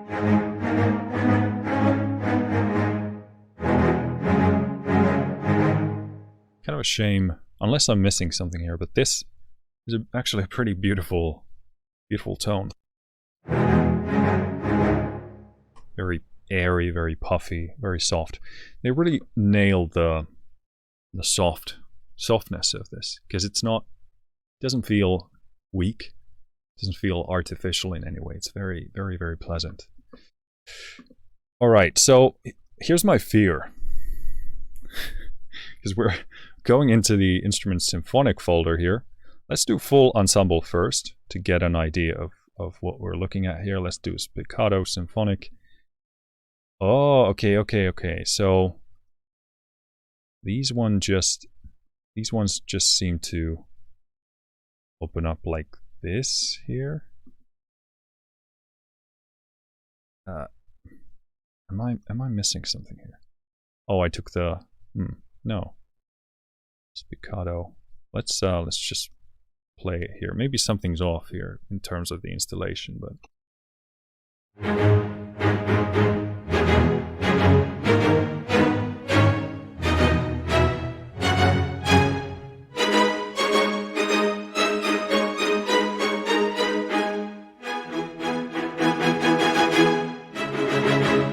Beautiful sound. Yeah, definitely sounds bigger here. In terms of the dynamics here, this doesn't go super quiet. So if you want to do like quieter spiccato stuff, that's not going to be there. But this does get like super loud, impactful, very, very, very nice sounding.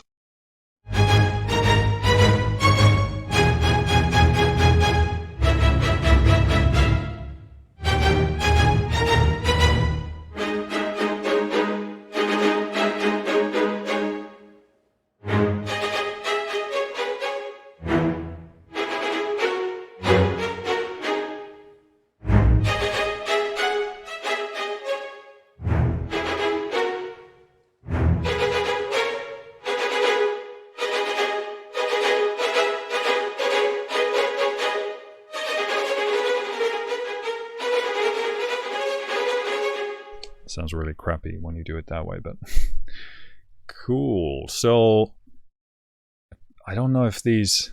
Okay, so this is kind of like a multi thing. It combines stuff in there. Let's just see what. Let's do Violins Symphonic Legato. See what we get here. Okay, so seems to combine the legato with the B legato. So I don't know if this is just like combining the two to create a different sound, which sounds bigger because now it's symphonic size. So I'm guessing that's the thing here.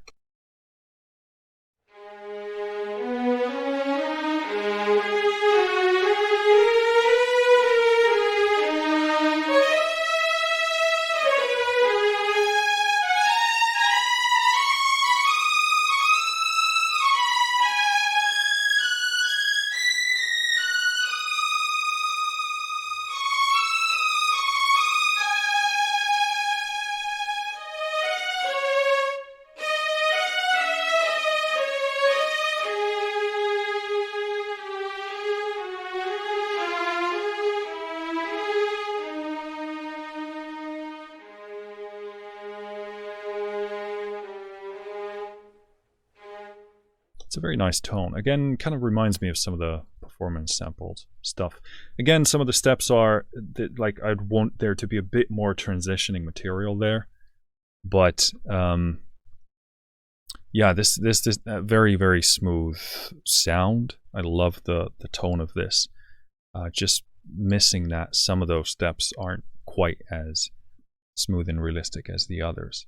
Violins Pizzicato Symphonic. So yeah, this seems to be the case that it combines the A's and the B's. This, and that's what they call the symphonic sound here. So Pizzicato.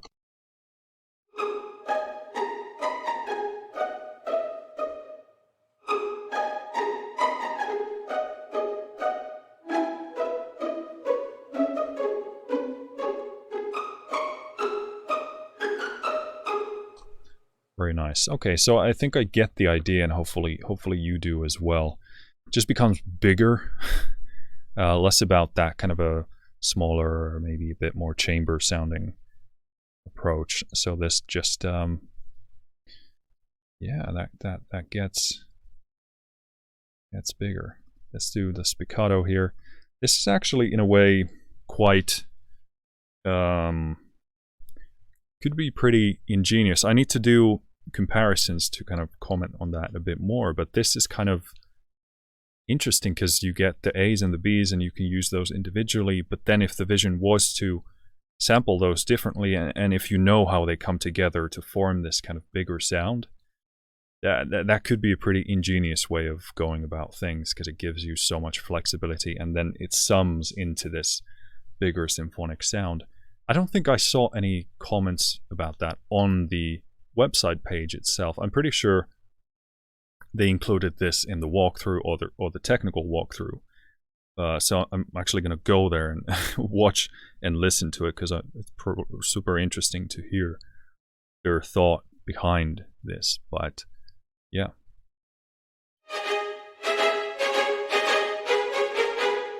Beautiful space, beautiful imaging, beautiful sound.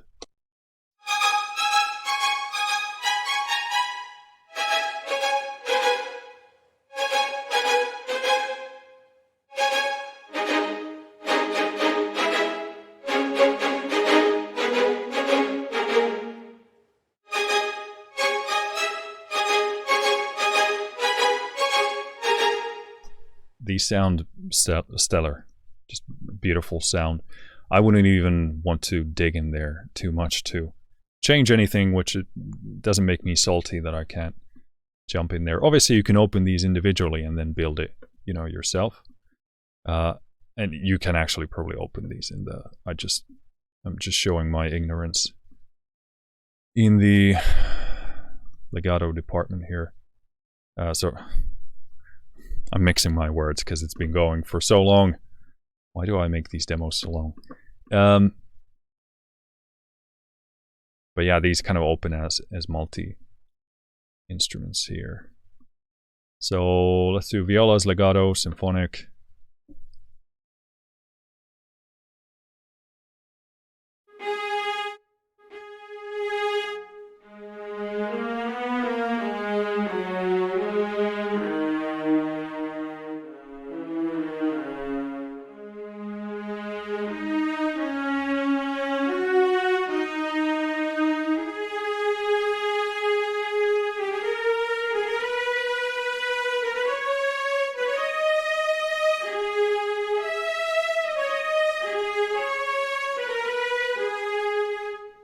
So yeah, kind of the same vibe, just a bigger sound there, as in the individual ones.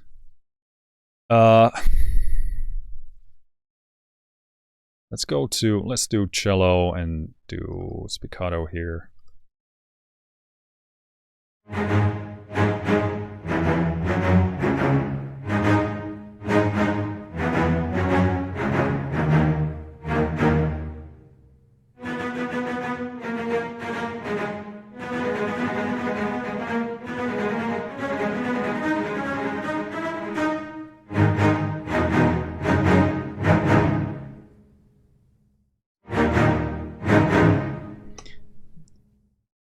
Beautiful, beautiful sound. It's just all coming together very nicely here. I like these this symphonic sound. It's very nice. Cool. I think that kind of concludes the symphonic part here, so that we can wrap things up. Let's go into the multis. I just want to check what these are really about here. This is called slurry shorts cellos.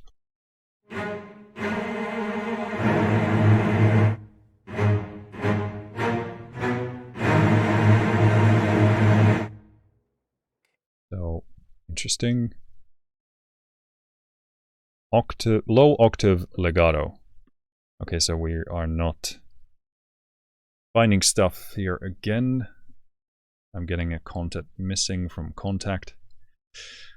Don't know what that is about here.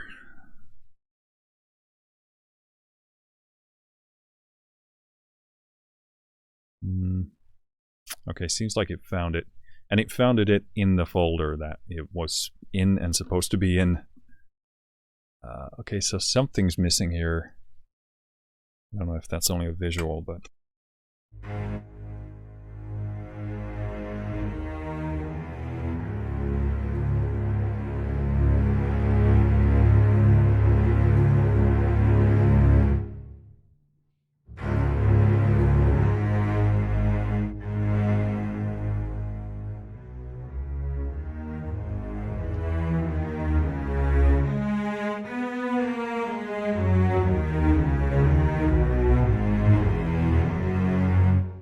That's a pretty cool thing, have kind of fast access to... I don't know what this is, the thing is here doing. Yeah, but like a cool unison octave thingy, low octave spiccato.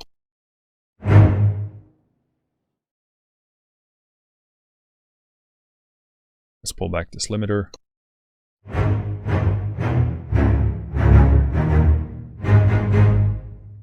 Cool sound. I don't like, I would just use them individually from the other parts, but cool.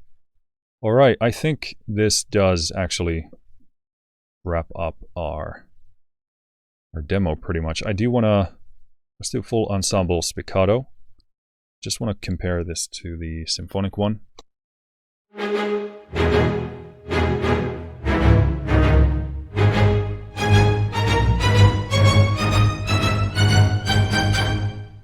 Really like how the top end comes together with the low end here, because the middle here you can again think that it's sort of hazy and fuzzy, but it's actually really brilliantly mixed.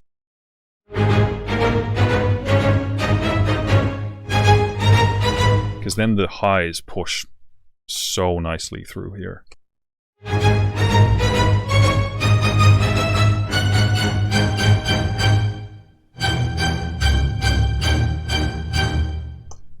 Alright, and then let's go to symphonic, full ensemble, do spiccato here.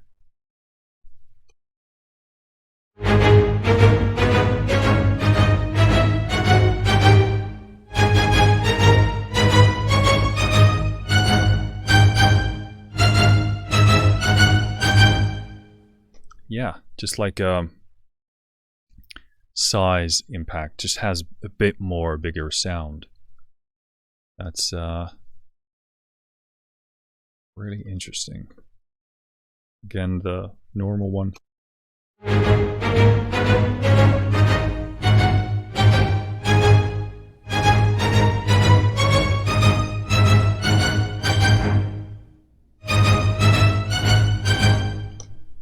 All right, and then I want to jump once more, full spiccato.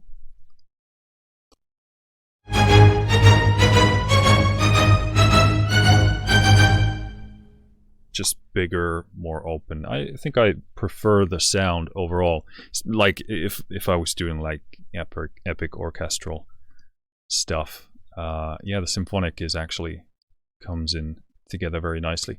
I have to check if I can actually open those up individually so I can tweak them, because I don't use contact stuff that way. Or if it's closed, I don't know, somebody who actually knows more about this can comment for sure.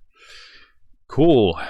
Well, that's it for this video. This one again was pretty long, but I'm happy we managed to slug through it. So yeah, very impressed. This has like very clear strengths that I haven't heard anywhere else. I mean, just like off the bat, pizzicatos. I'm just gonna open up this window here so I can let me move this stuff around so I can get everything here on the. There we go. So yeah, I mean, pizzicatos, fantastic, very full, very warm, puffy. They chug, they hit super nicely.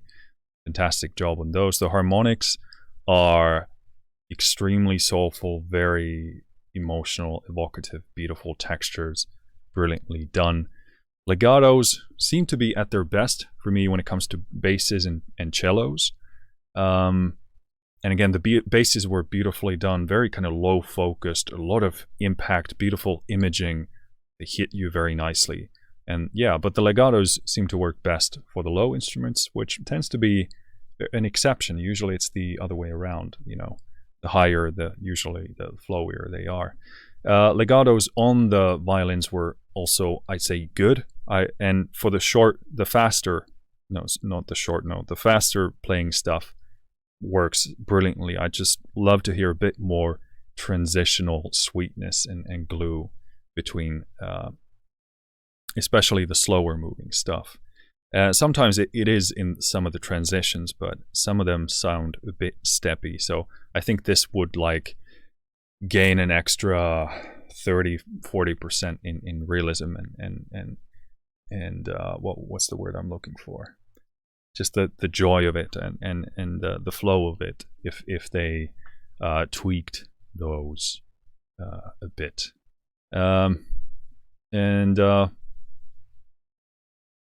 What else? Yeah, longs were exceptionally good. Again, I'm not a long user much, but they had a very nice texture overall.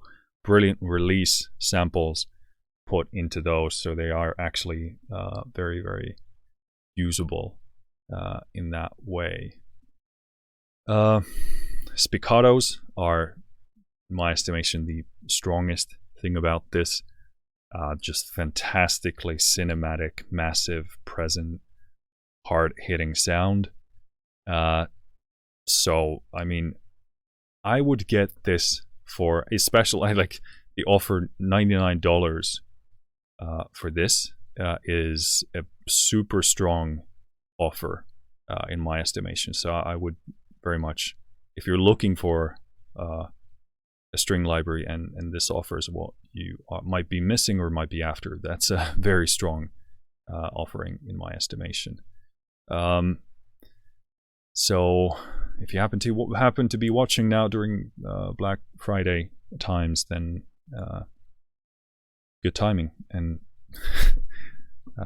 good luck with grabbing those offers if you happen to be in the time window. But yeah, super nice spiccatos. To me, the symphonic sound tend to be even better overall. Especially for like orchestral cinematic sound, which it obviously caters well to. But this has quite a bit of scope because then you have these A's and B's, which you then can combine to get the symphonic sound, if I understand it correctly. But also the A's and B's on their own have their own sound, so you really get quite a bit of scope with this, and it does sound sort of more romantic when you go with the A's alone, and then the B's are kind of a darker version of that. So yeah, and also what's really important with this library is to play with the mic positions, because they have a lot of scope. They sound very different, and at least for me in this installation, it only opens up with the Deca on. So don't look past that and start playing with these, because it really opens this up in a completely different way. And again, I do recommend that they maybe update this in the way that you get a best, kind of their best vision of the best mic balance here, because I think more people would understand what this is about and get to where they want to go faster as well, because then you get a balance of it, and then you can, you know, turn things on and off that way instead of just getting the Deca. But I'm you know, this is probably because Deca is like the meat and potatoes of orchestral miking position stuff, so that's probably why they start with it, and then they think you can, you know, supplement with the close and wide, etc. So maybe that's what they thought, but I would love to see this open up like a kind of best mix balanced preset from the get-go. Yeah. And also, we didn't look at these advanced page. Well, that one we did, but modulation. So you got low pass cutoff, high pass cutoff, and then reduce noise. And yeah, this one did also have. So you got two different sample folders, where you have the denoised ones and the non-denoised ones. If you want to, you know, look into that a bit more. But yeah, I mean, this is a super unique sounding thing. Has a lot of scope, a lot of diversity, super good spiccatos, good legatos, and yeah, very unique sounding in terms of comparing. Like, this has this kind of softness and puffiness and warmth that is very, very, very well put together, and beautiful sounding space. Cool. Well, I think that just about covers it. Let me know what you think down in the comments about this library or this demo, and those of you who have this, let me know what you think and what I undoubtedly missed here as well. But and also thank you to Audio Ollie again for sending this over. It was a real pleasure checking this out, and I was extremely can't say positively surprised, because I did expect positive things, but a real pleasure checking this out. It's pretty great stuff. So hoping to look at more of their stuff as well in the future. And if you, as a viewer, listener, want to see that and hear that, please let me know down in the comments, and let Audio Ollie know as well. So that's it for this video. Thank you for listening. Thank you for watching. I'll see you next time. Finished.